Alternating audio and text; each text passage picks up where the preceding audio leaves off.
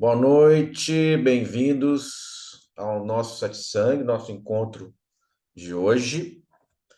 E a sugestão, o convite para a gente investigar, aprofundar é encontrando a sua verdadeira natureza. E isso é um apontamento, né? A gente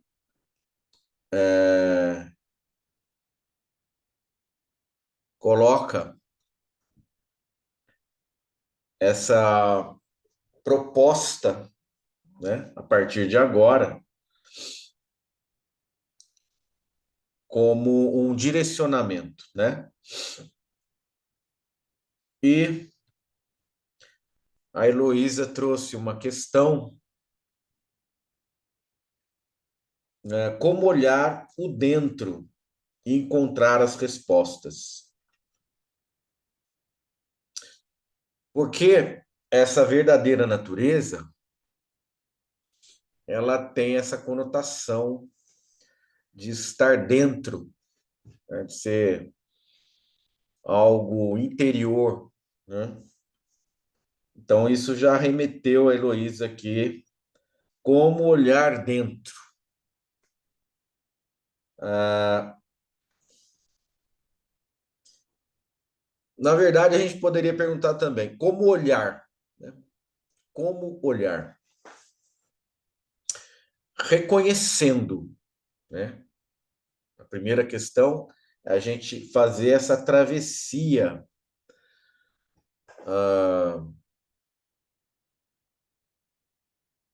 e pegar essa palavra, né? Essa frase. O que vem a ser a verdadeira natureza? A sua verdadeira natureza. O que você entende por isso? Será que isso é algo concreto, existente, ou é um conceito, né? E por que que eu estou em busca dessa verdadeira natureza? Eu, não, eu vivo a minha natureza artificial, eu vivo a minha falsa natureza. Então, se você admitir que você não está sendo, né, para a gente dizer aí na questão do ser, né? Se você não é a sua verdadeira natureza, o que você é? Então, isso passa muito pelo imaginário. É o imaginário que criou a realidade, né? Essa realidade, ela surge, mas quem está interpretando é o nosso olhar. Então, quando eu vou olhar para essa realidade, o que é real a partir desse olhar? Quem olha? Né? Eu olho. Quem sou eu? Este eu que olha é que é a minha verdadeira natureza? Existe algo para ser a minha verdadeira natureza separado de mim? É possível eu olhar para essa verdadeira natureza? Ou é impossível eu olhar para isso? Porque se eu olho para isso, aparentemente isso está fora, né? E aí a Heloísa trouxe, né? Como olhar para dentro? Se eu olho para dentro, quem olha para dentro e vê dentro? E o que seria o dentro? Algo que não é você. Porque existe alguém olhando. Então, se eu estou olhando para fora, isso que é visto não sou eu. Se eu olho para dentro, isso que é visto não sou eu, né? Então, a gente vai começando a entender que isso vem muito do imaginário. O que seria a verdadeira natureza? a verdadeira compreensão. É isso que você quer realmente entender? Ou você quer chegar aos efeitos disso? Né? Porque se eu te der uma resposta, a sua verdadeira natureza é isto, e aponto para alguma coisa. A sua verdadeira natureza está dentro. E onde é dentro? Feche os olhos, respire, não pense, não se envolva com os pensamentos, né? Não pense, não tem como, porque os pensamentos surgem. É uma prática, né? Uma prática de silenciamento, né? Uma prática de aquietamento, justamente para aquietar essa compulsão do querer saber. Quem quer saber? Né? E quando você sabe, você obtém respostas, o que você vai fazer com essas respostas? Que é como eu dissesse a vocês: há um ganso na garrafa. Tire este ganso da garrafa, sem quebrar a garrafa, sem machucar o ganso. Então é como eu dissesse para vocês: há uma verdadeira natureza. Encontre-a. Quem está buscando a verdadeira natureza? Quem quer tirar o ganso da garrafa? Né?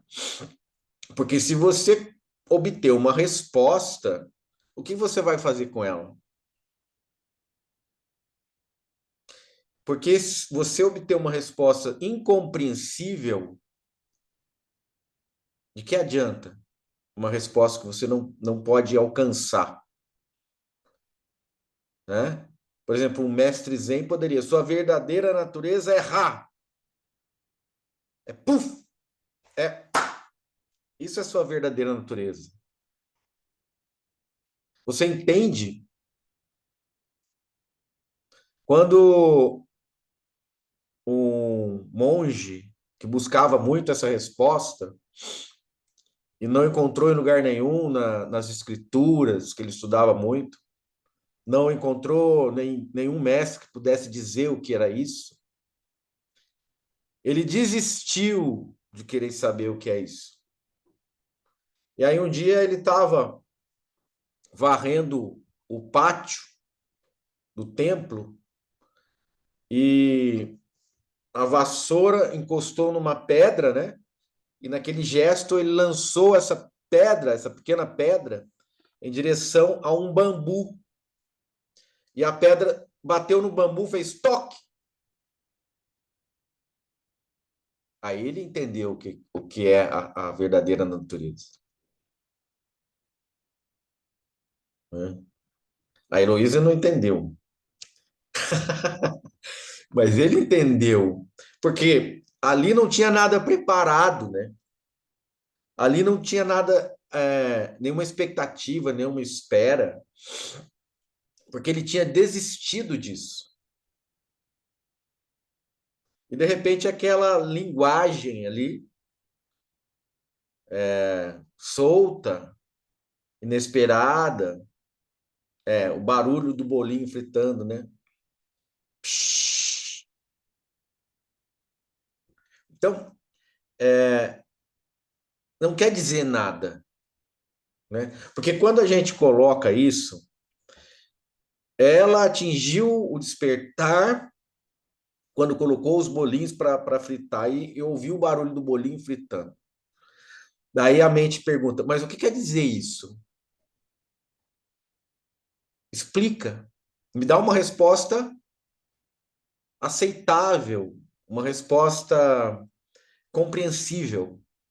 É a resposta da vassoura, né? Jogar uma pedrinha num bambu e fazer um barulho toque. Essa resposta não faz sentido.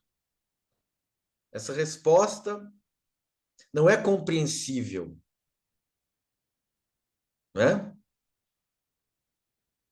Uma outra situação, né? A monja que levava um balde feito de bambu depois também de estudar muito, depois de ler as escrituras, estudar os que os mestres falavam, ela desistiu também, né, de querer essa resposta. E um dia ela estava carregando esse balde feito de bambu, né, foi até o poço à noite, encheu o balde e vinha trazendo o balde displicentemente, olhando a lua refletida na água do balde. E de repente o balde espatifou, que o balde estava velho, a corda se soltou, o bambu se abriu, né, era um balde de bambu, e a lua desapareceu. Daí ela olha para o céu e vê a lua. E aí ela entende. É uma resposta para ela, compreensível, né? Porque depois de toda a história, de todos os fatos, todos os eventos, todas as experiências que ela viveu, quando esse evento ocorre, faz sentido. Nenhuma palavra foi dita, nenhum raciocínio foi feito, nenhuma ideia foi transmitida. Apenas a lua desaparece na água. O balde desaparece na água, a água desaparece, mas a lua no céu permanece. O que quer dizer isso? Como a lua pode ter desaparecido e ainda estar no céu?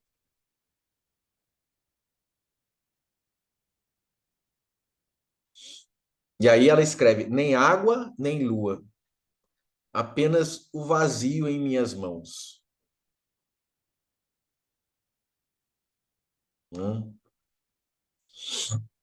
Então é algo muito sutil. Isso é experiência direta. Isso não tem uma tradução racional, né? Conceitual. Isso não pertence à mente conceitual. Isso não é possível falar muito sobre isso, né? Mas veja, os sentidos, algo tocou os sentidos. Nas duas histórias, né, do bolinho, quando frita, ela ouve, né?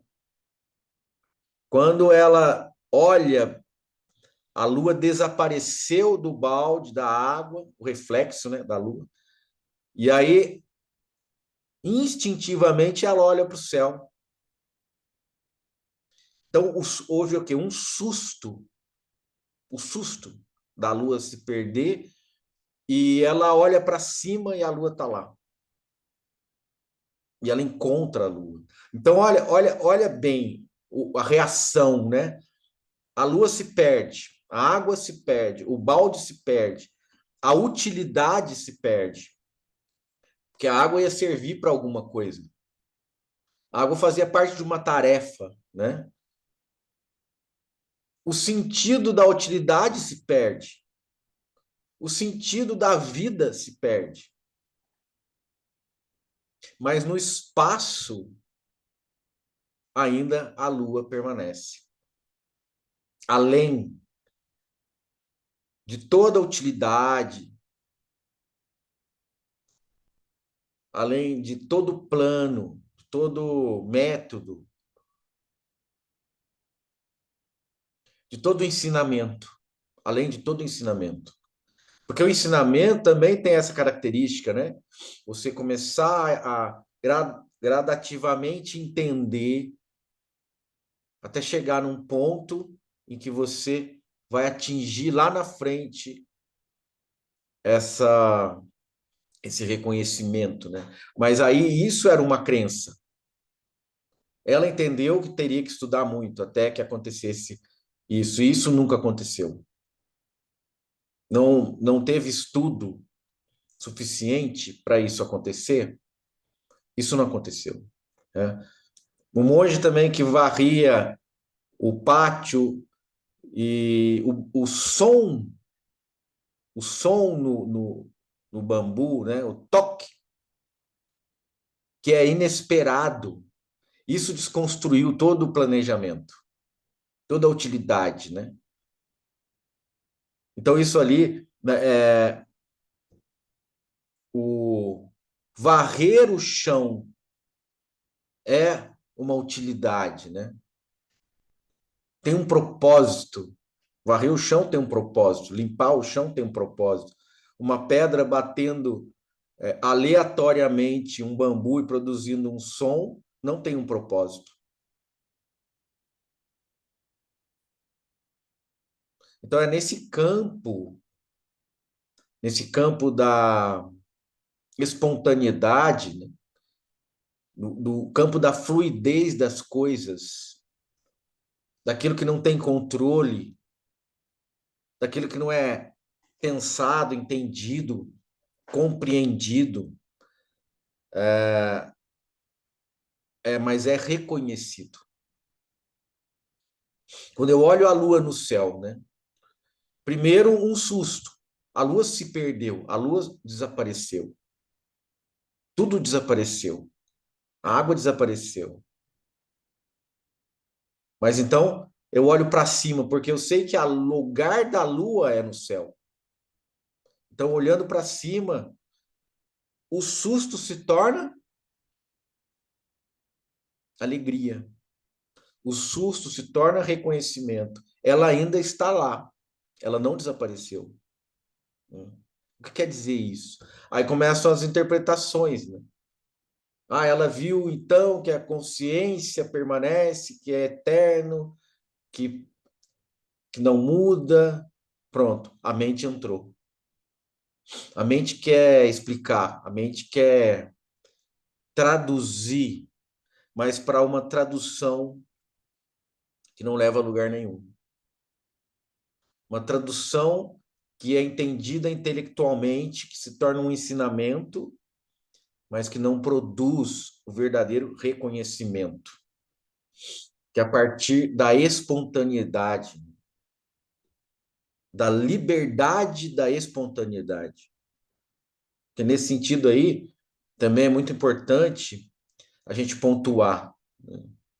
Tudo isso, essa espontaneidade da pedra batendo no bambu, do bolinho encontrando óleo, né, para ser frito, e da lua desaparecendo dentro da água e surgindo no céu, isso é obra da libertação do esperado, do planejado.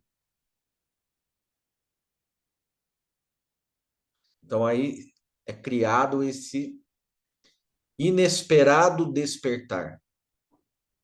Inesperadamente despertei.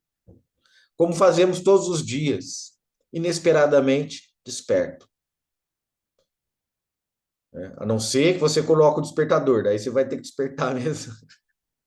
Mas não é muito confortável. Mas aquele despertar espontâneo é muito mais revigorante, né? Inesperadamente acordado. Inesperadamente. É como o próprio Buda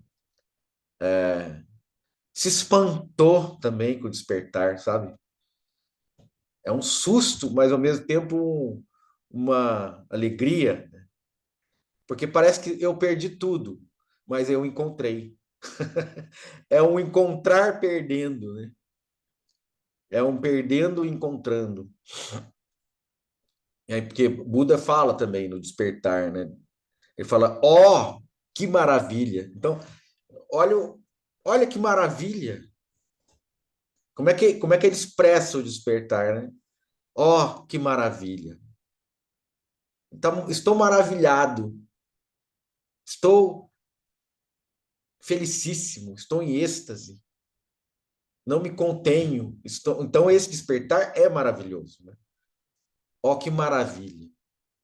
Eu, a grande terra e todos os seres, neste exato momento, simultaneamente, despertamos. Então, a grande terra, Buda e todos os seres estão no mesmo plano, no mesmo campo, no mesmo chão, né? Então, aí que eu gostaria de apontar para vocês, né? Isso, o chão.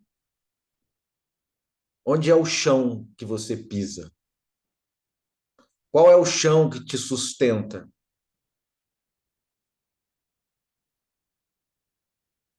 Onde você encontra apoio? Onde é a sua base?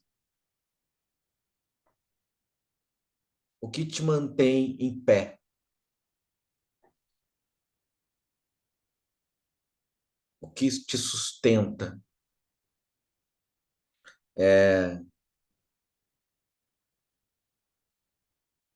além da sua imaginação, além dos gansos nas garrafas que aparecem a todo instante, onde está o verdadeiro ganso? Sem garrafa nenhuma. Está no espaço voando. Os gansos retornam para na primavera, os gansos retornam voando, não em garrafas.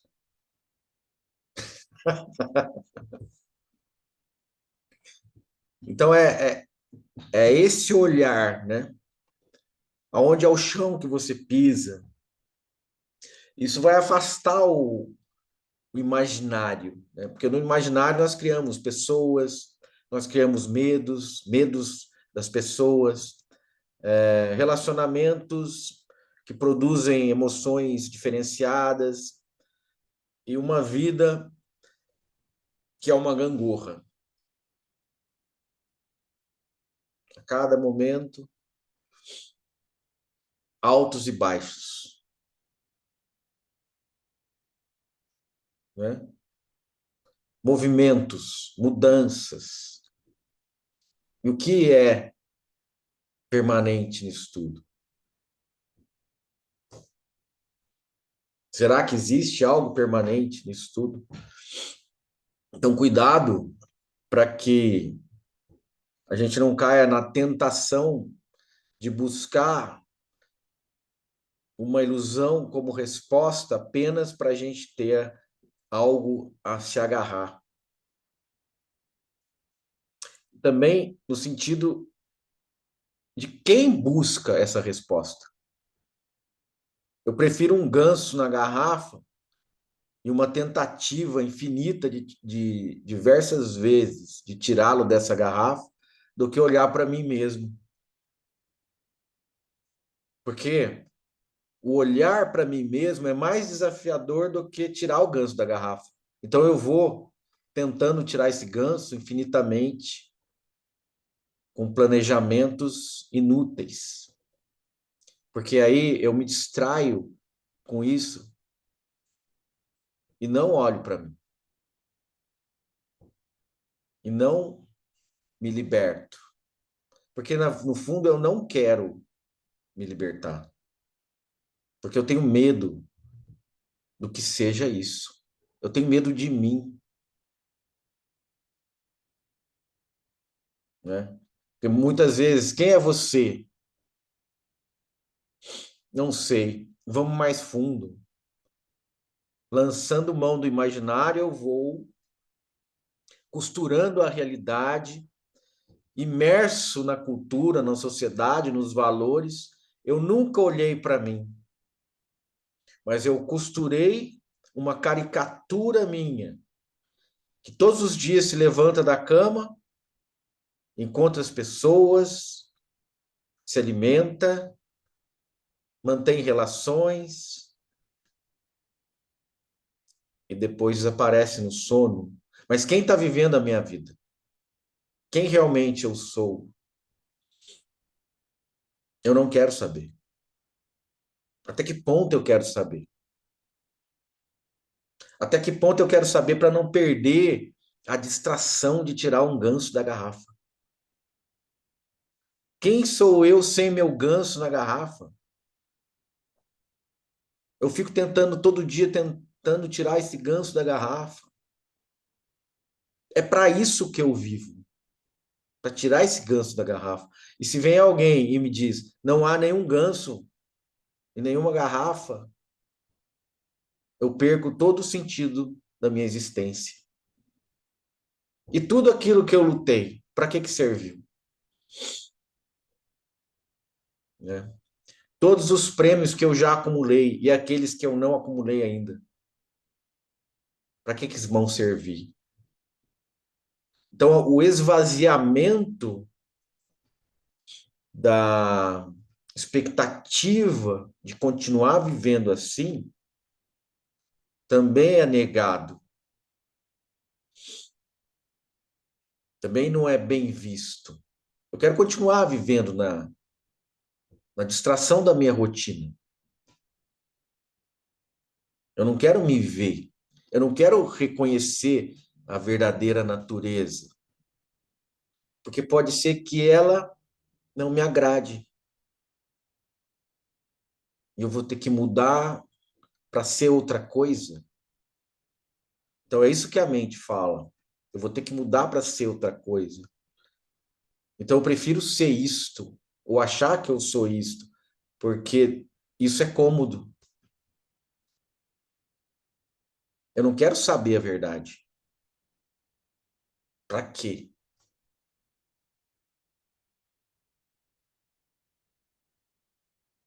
Mas se a gente se cansa disso, então o primeiro movimento é cansar disso. Se você está cansada, cansado disso, você vai começar a olhar diferente.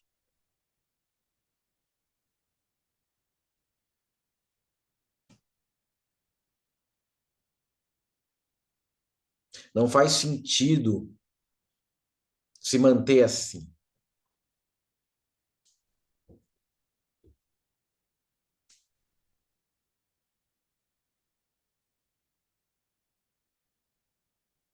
Esse reconhecimento vai impulsionar, né?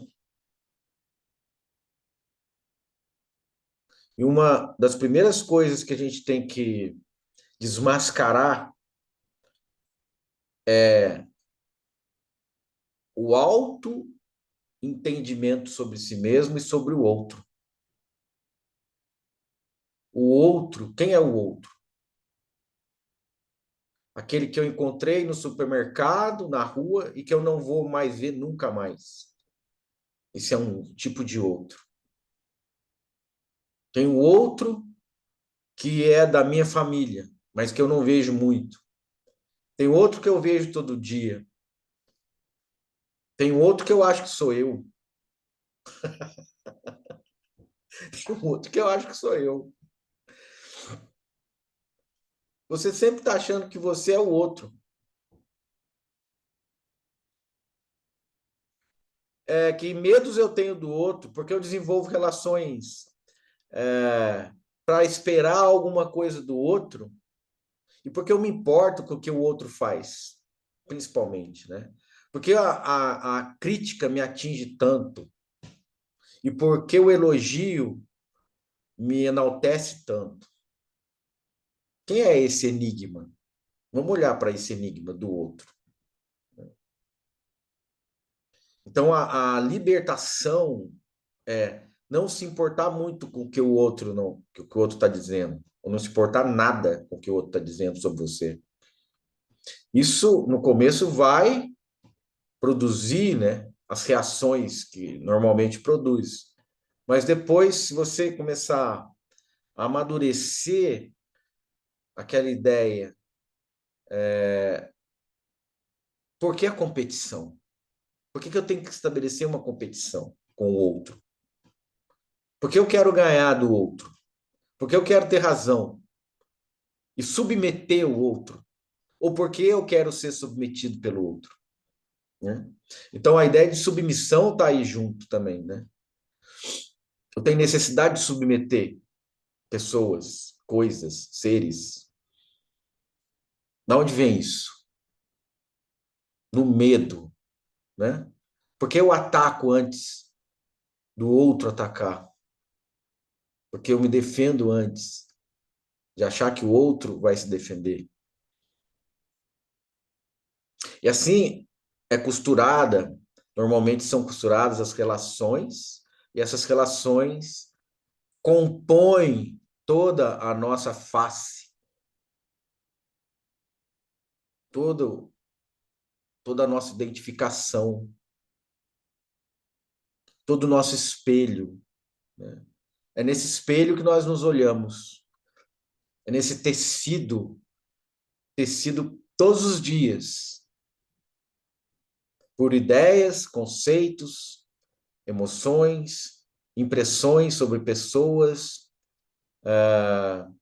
desejos de submissão ou de submeter. Geralmente é desejo de que o outro se submeta, né, à minha vontade. Se o outro se submete à minha vontade, isso quer dizer que eu venci, isso quer dizer que eu sou feliz, isso quer dizer que eu sou mais que o outro, isso me enaltece, isso me nutre de alguma forma. E o outro pensa igual, né? Isso, então vira o quê? Uma sociedade de predadores.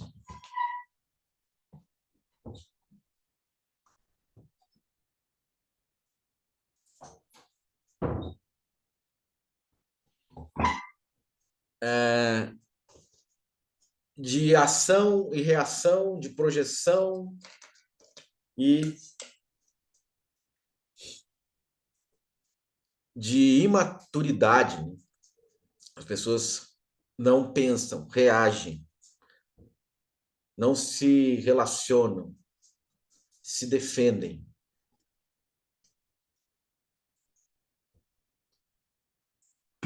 Então, para a gente começar a andar nessa estrada da verdadeira natureza, é preciso andar sozinho, não com o outro.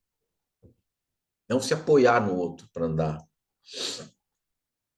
Porque o outro vai ser sempre a sua necessária muleta, né? Então, quer andar nessa estrada? Vá sozinho. Vá sozinho.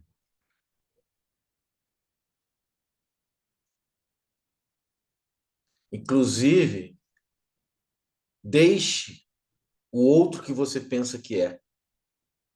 Acho que é um bom nome para o satsang de hoje, né? O outro que você pensa que é. Então, veja, como a gente anseia pela verdadeira natureza. Se nós não sabemos quem somos, em primeiro lugar, essa natureza que é verdadeira é de quem? Porque nós estamos confundidos com o outro, com os outros que nós criamos, que não são realmente outros, mas são criações da nossa imaginação.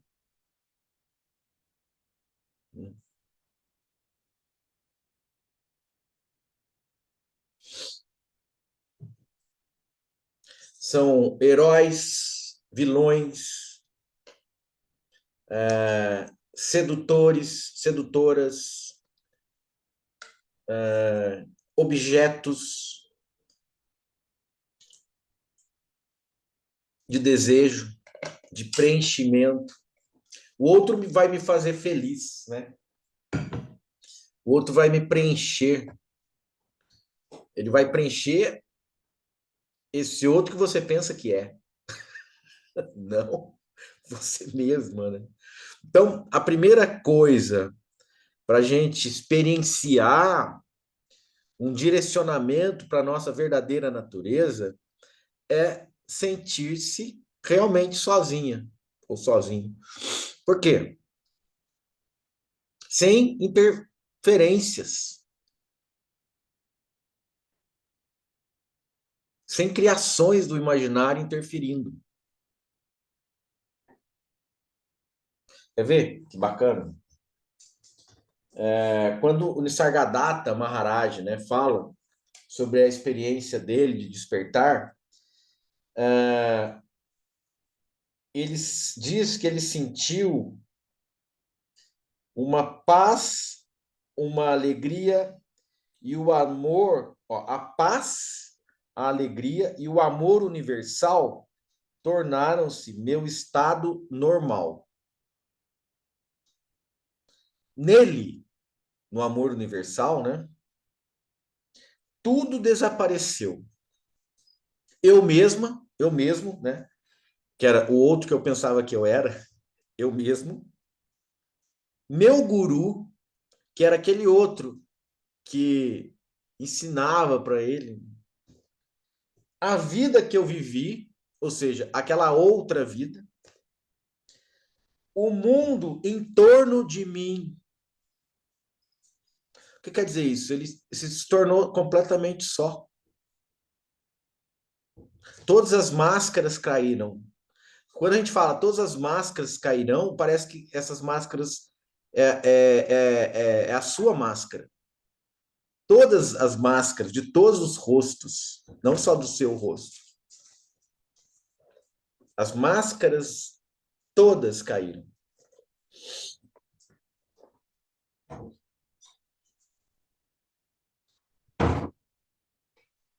Então veja, ó, o mundo em torno de mim,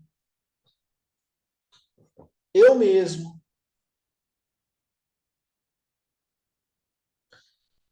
meu guru, a vida que eu vivi, desapareceu onde? No amor universal.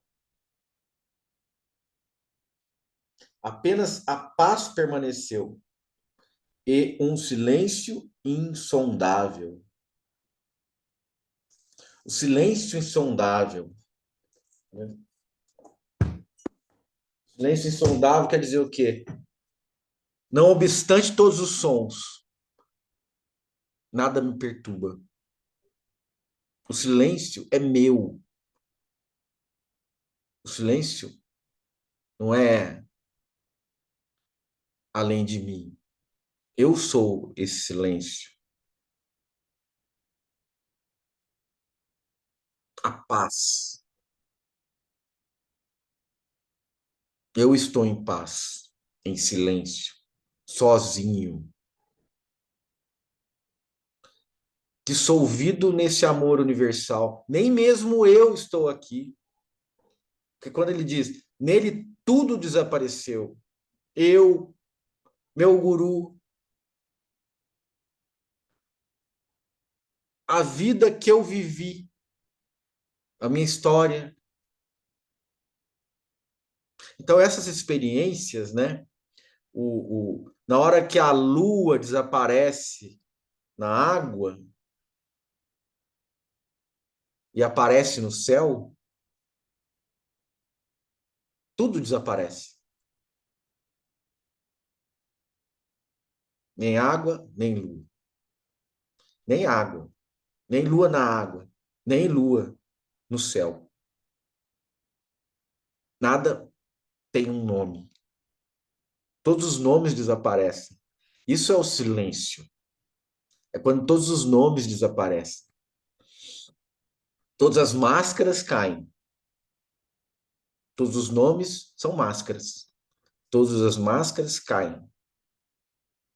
Tudo desaparece. E o que que permanece? O amor universal. É um nome para que você ainda consiga ver a embarcação sumindo no horizonte. Mas depois que ela some, nenhum nome, nenhum som, somente o silêncio insondável.